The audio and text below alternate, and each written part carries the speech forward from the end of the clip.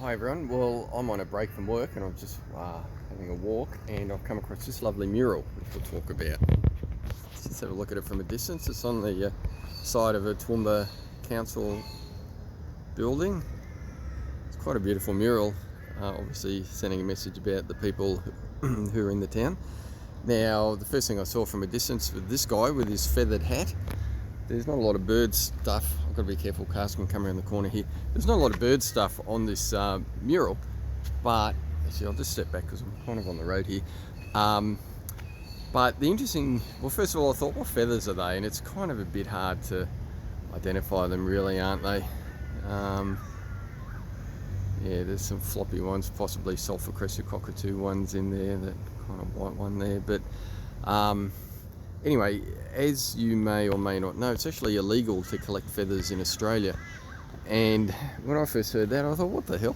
But there's a good reason for it, and it's to prevent, it's not just the feathers, it's about wildlife or any part of their bodies, and it's to prevent the trade in them now, and you know, people going out catching or killing them specifically for feathers or body parts. So there's a good reason for it. I don't think anyone's going to worry if you're picking up feathers here and there off the ground, and I do that as well.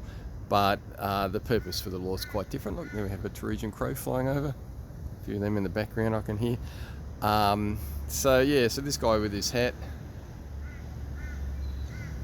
You know, I want those stringy kind of black ones, you know, in fact they look like the tail feathers off a rooster actually, don't they?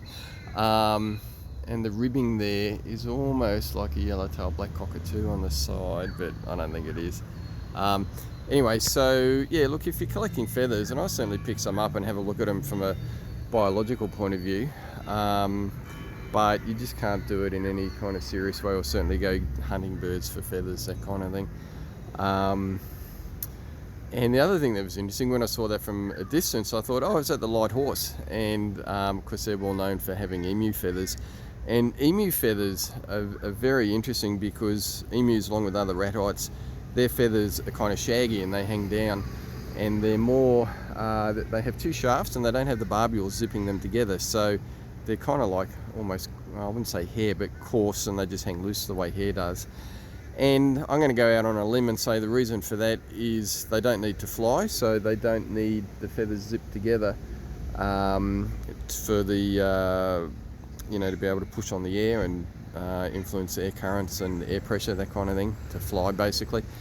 So, and the light horse, it actually started in Queensland wearing the emu feathers with mounted infantry up here that were sent in to break up a shearers' strike in the late 1800s, and then they were adopted by various Australian troops in World War I and became synonymous with the light horse.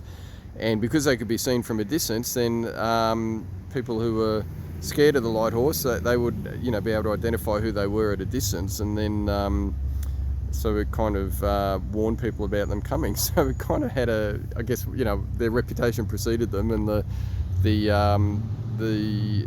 emu feathers were a like a what's the word, that they warned people that this is what this particular regiment was. I mean, obviously the horses would have done that too, but I guess it's showing that these were the Australian light horse. So anyway, so that's kind of it. This is quite a nice mural. Not much more bird stuff in here, but anyway, there you go. There's a bit about feathers, pretty figurative doves here, not quite the kinds of pigeons and doves we have, but anyway, I hope you enjoyed that. So there's just a little bit on feathers. You can find birds in anything, I reckon. Okay, have a great day. See ya.